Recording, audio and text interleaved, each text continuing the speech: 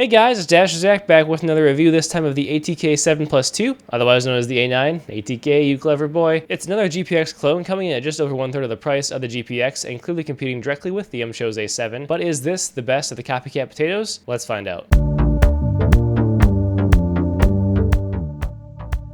So here we have it, the ATK A9. This being the Ultra version, ATK actually made their GPX clone finally, and on that note, let's go take a look at the different versions you can pick up. So a few things to note here. I have the Ultra here. My recommendation would be to get the A9 Pro if you already have an ATK 8K dongle. As a list down here, this does not come with the 8K dongle, apparently. It does have a 3395, which in my opinion, 3950 versus 3395, an afterthought, not even something to consider. It's interesting to note here that this is only a 53 plus a 3 minus grams weight, and it has a 500 milliamp hour battery, so you could easily battery mod this sub 50 grams, no problem. And the reason I would say to start with the Pro model is you get the on-run opticals, and they're very well implemented, and my favorite switch. One more difference here between the Pro and the Ultra. The stock skates, which I found to be very good, you get 2 of the gray ones in the Pro. You get a set of gaming and balanced, whatever the heck that means. On the Ultra, 1 red, 1 gray. I'll talk about those more later, but not a big deal in my opinion. Coming back to the mouse, obviously ATK has made a living copying the most popular shapes in the space and doing a really good job of it, and they're continuing here with the GPX, probably one of, if not the most popular mouse in the gaming mouse space. So let's get right into the implementation. As I mentioned earlier, this has the on-run opticals, my favorite switch on mice these days. They're very light, very expandable, light to medium. They're not as light as those on the A7, and they're not nearly as heavy as those on my GPX2. There's a little bit more side play here than I'd like to see on the left click specifically, which is being aided by this middle piece here, as I always mention. And the switch does become, I would say, just medium actuation if you go to the top of the button here. But overall, these clicks were very, very satisfying, and I would say they're very similar to the clicks I had in my Mad R, which was probably one of the better budget implementations of the on-run optical that I felt. The pre-travel is perfect. The post-travel, there is a little bit more there if you somehow are pressing down hard. It does not affect me at all in game, and overall, these clicks were very satisfactory to use. The scrolling on this mouse is interesting. It's very notchy without being too heavy, probably medium on the scroll steps, but the click is medium to light and very, very spamable. It's really well implemented, mostly like other ATK scrolls, but again, a little notchier than I expected. Side button wise, they have not disappointed. These look just like GPX side buttons, but unsurprisingly, as it's not too challenging, they're better. They're actually very tactile, about a medium actuation, and they're very spammable with very good rebound. There's not a lot of pre-travel, and they also don't sink into the mouse very much, which is a nice change to see from ATK. The way they've structured the inside of this mouse, which you'll see later, prevents these from sinking and makes this mouse feel even more high quality. The side-to-side play is there, but again, more minimal than I would expect on a budget mouse. Coming to the bottom of the mouse, I will note that there are 2 sets of skates that come with this. One gray exactly like that comes on the GPX. Props to ATK, they went all out to copy this. They refer to those as gaming mouse feet, and these are referred to as balanced. I had to put these on just to give you guys an idea of what they're both like, and interestingly enough, I didn't really detect too much of a difference between these and the ones that come stock on the mouse, but I will say these are not standard ATK stock skates. They are of a higher quality. They're pretty quick for a stock skate. They're nothing like MCHOSE, which are very muddy, and they're not like the standard ATK skates either. They're a little bit more rounded, a little high quality. They are very thin, but they perform pretty well, and I will say I like these better than stock GPX skates. They're not as fast as like a Jade, but they are faster than your standard stock skate, and that is something that I absolutely loved about this mouse. Plus, the fact that we've gotten multiple sets of skates of apparently different performance is a pretty cool thing to see in a budget mouse like this. The last thing to note about implementation on this mouse is the coding, and it's almost eerily similar to that of the actual GPX. It's present. I would say it's better than other ATK coatings, but it's not spectacular. There is some rubberization, but it's not crazy over the top. It is relatively grippy. I was satisfied with it in game. It's probably like a 7.5 out of 10 as far as mice goes. I won't say that I'm complaining, but it's not quite as good as the coating you'd find on the Mad G Max, as well as the Scarx V6, which are in a similar price bracket of mice. Build integrity wise, there's a little bit of side flex if you press here, and you can actually hit the side buttons, but it's actually not that much at all. If you press on the bottom, you can see there's a little bit of flex there as the sensoring moves, but nothing crazy. None of this affected me in game. There's 0 flex here on the front, 0 flex here on the top. This thing is built very, very well. As far as budget mice goes, I'd give it about a 9 out of 10 on its build integrity, which is quite impressive. Another interesting note on this mouse is that it is advertised at 53 grams, which is 6 less than the MCHOSE A7 and 7 less than that of the GPX2's advertised 60 gram weight. I've decided for my first comparison just to go up against the MCHOSE A7 because these mice do go head to head as far as the best GPX clone. And a really quick PSA if you're going for the MCHOSE A7, you'll notice here that if you go for the A7 Pro and you get the white, you get on-run mechanicals, black, blue, on-run opticals. If you go for the Ultra, if you get the rose red only, you'll get the mechanicals and you get the opticals on every other one. This has confused a lot of people and caused a lot of issues, so I just wanted to bring this up. As far as the implementation goes, the shape is exactly the same. Price-wise, this one's going to run you the ATK $15 to $20 more depending on whether you're on their actual sites or on AliExpress. You can get those prices down, obviously, with coupon codes and sales on AliExpress, but that will be a strong factor in which these mice you go for. On the ATK A9, I mentioned they were medium to light, and on the A7, they're going to be very, very light. Quality here, as far as play, is almost identical. The pre and post travel, very similar, maybe a little bit less post travel here on the A7. Clicks, though, if you want a very, very light and spammable click, you're going to want to go with the A7. Slightly more tactile, but very similar performance. A little bit more satisfying, in my opinion. Go with the ATK A9. Scroll wheels, the only difference is this is a lighter scroll. The defined steps are still there. It's not as notchy as the A9. Click on the scroll wheel is equally light and spammable on both of these mice, so not a differentiator at all. The side button difference is interesting. They're placed relatively similarly on the shell. The performance here between the two, they're both equally light and spammable. I will say I do like how this has the same coating on the buttons as it does on the rest of the mouse, whereas this is more of a bare plastic here on the A7. And I will also note that because these are shaped exactly like a GPX, that does play into the fact that this feels more like an exact GPX clone in hand.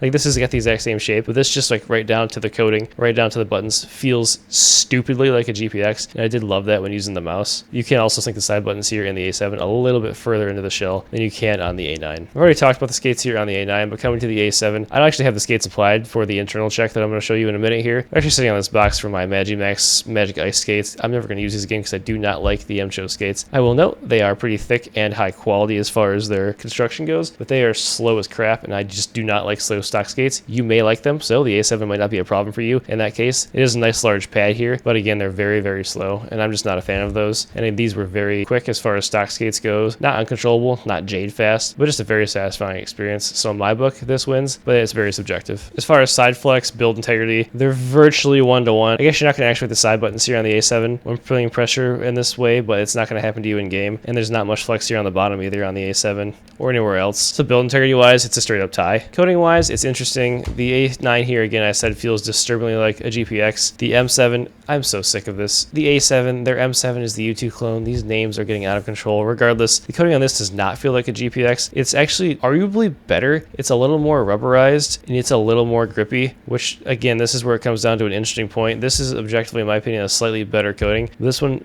feels just like a GPX. If you, again, want that exact GPX feeling, the A9 here, but both coatings are pretty solid. You can't really go wrong. And MCHOSE gets a slight win here coating wise. Flipping to the actual GPX, it's the same mouse. No, it's not. There's two differentiating factors here. You can tell from the front. This interior part here is pink on the charging port on the actual GPX, as well as this DPI light indicator here on the A9. As far as actual mouse differences go, I have a batch 1 GPX2, but I tried other ones. The clicks are much, much heavier on this. Very satisfying and tactile. I actually don't mind the heavier clicks on the early batch GPX2s, but these are going to be lighter regardless here on the A9, no matter what batch of GPX you're referring to, and this is probably going to be more satisfactory for most people. Again, coating wise, I'd struggle to detect a difference, and honestly, even look at this colorway. Side button wise, the placement almost identical. There is a slight difference here in how this is tapered versus how this is tapered, but these feel very similar, and the ones on the A9 are just way more satisfying than the mushy crap that the GPX has had since its inception, and the Logitech refuses to change or fix because I guess the mouse is so successful. Why would they mess with that formula? The skate design on the GPX has a slightly larger front pad skate and a slightly longer, stupidly shaped back skate. I will say these are not the stock skates, and I do actually prefer the ATK stock skates a little bit more because they felt smoother and they were a better experience than that I remember, if I recall correctly, on my GPX. These are ghost glides on it right now, which is kind of sad given that the price of this is half if you get it off of their site, less than half if you go to AliExpress. Logitech should step up their game in the skate department. Bravo to ATK here. And sensor position also spot on, exactly the same. Build integrity wise, you've seen how the A9 is a couple times now, but looking at the GPX, the more I test this against other mice, the crappier I honestly see the build quality is. As I put pressure here on the side, look how far these buttons protrude from the shell as I flex in the side here on this $150 mouse. And even near the sensor here, there's a bunch of flex you can get on the bottom. None of this affects you in game, but just an interesting thing to note on such a high priced mouse. Even in the front of the mouse here, if I apply pressure, look at how much movement there is on the buttons in the side there. That shell is very, very flimsy. I honestly am not impressed at all. Logitech, this is pretty sad. Ooh, don't get me wrong, I do like the GPX, but the fact that the A9 is beating it here in a handful of categories, like what are we doing? So as far as my overall experience with this mouse, there isn't much to talk about. It is the potato of the GPX shape. I'm very used to this. I've tested numerous clones. I've used the GPX a lot in game. This performs the same as far as shape goes. The performance as far as sensor is the same as other ATK mice. I use this mostly on 2K with motion sync off and their other performance settings turned on, and it performed very admirably in game. No issues at all when other dongles weren't plugged in. You would get the occasional slight interference that you just are used to getting on an ATK or a budget mouse. Not an issue at all if I had like maybe 3 or 4 other dongles plugged in. So it's not like a god tier sensor implementation, but it is very, very good. In mouse tester, I saw no issues as far as tracking and pulling stability. Nothing to write home about. This is a GPX clone in shape. This is a very well performing mouse, just like the other ATK mice. As far as the shape itself, it's weird because it's so boring and so generic, but that is why it is so successful. And I'll say when I put this mouse in my hand, I am just instantly comfortable. I get a very comfortable grip with my weird tilt grip that I have here. Wow, that really is exaggerated right now. Holy Lord. Anyway, this is a mouse that I just perform stupidly well with in tracking and honestly really well with in all other scenarios. I've never really understood why I do so well with the GPX shape, but so do a lot of other people. And again, that's why it's so popular. That's why it is somehow such a great shape. So my experience with this, very, very positive. Honestly, no complaints at all. It is a great clone of the GPX. So what's my final verdict verdict, who wins in the Potato Mafia showdown. I'll say right off the bat, it's not the Logitech GPX itself. The 2 at least, this is straight up just overpriced and has the deficiencies like the side buttons, the crappy stock skates, and honestly questionable build integrity, at least on my unit here. If you do really like Logitech's clicks, and I will say their sensor implementation is god tier, and you found a used one of these for $70,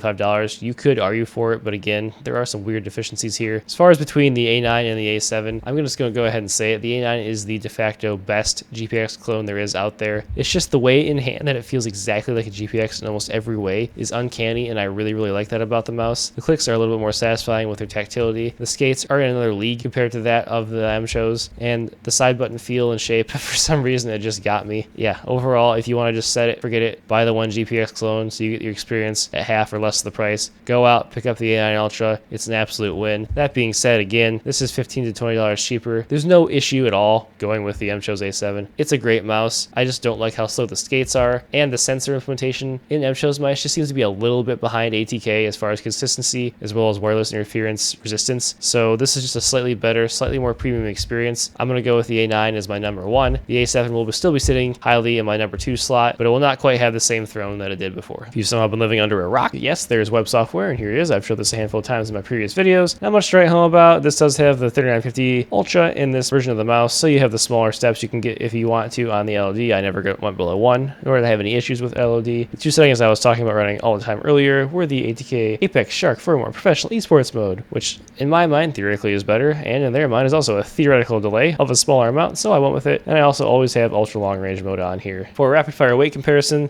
this GPX 2 without the puck comes in at 58.3 grams, advertised at 60, that's nice. The MCHOSE A7 comes in without skates at a value you can't see because the camera can't handle all these blues, 55.8 grams. I believe it was just over 58 grams, like the GPX with skates on it. And the mouse of the hour with the red skate supply, which I believe weigh within the same or 0.1 gram of the stock skates, comes in at 53.6 grams, advertised at 53. I'm pretty impressed here, and it is 4.5 to 5 grams less than the versions of the other mice I'm using here, so the latest GPX clone as well. I'm also not going to do measurements because this is a GPX clone. It's got GPX measurements. You don't need to see that crap. So that about wraps it up for my thoughts on the ATK A9 Ultra. Yes, it is the best GPX clone out there in my opinion. No, that does not mean that the MCHOSE A7 is a bad mouse by any means. And also no, I would not recommend picking up the actual GPX 2 with its price tag and its few deficiencies. Used, maybe, but again, just based on what I talked about earlier, take your pick between the ATK A9 and the MCHOSE A7. You'll be plenty happy, and then you can go and live your best GPX potato life. Please subscribe and like if you enjoyed the video. Follow me on Twitter at DasherJack for my mouse musings. Join up on the Discord server. We're pretty active there talking about all sorts of peripherals. And check out the Mousecast podcast. At this point, I realize I said that differently than I normally do, so we'll see ya.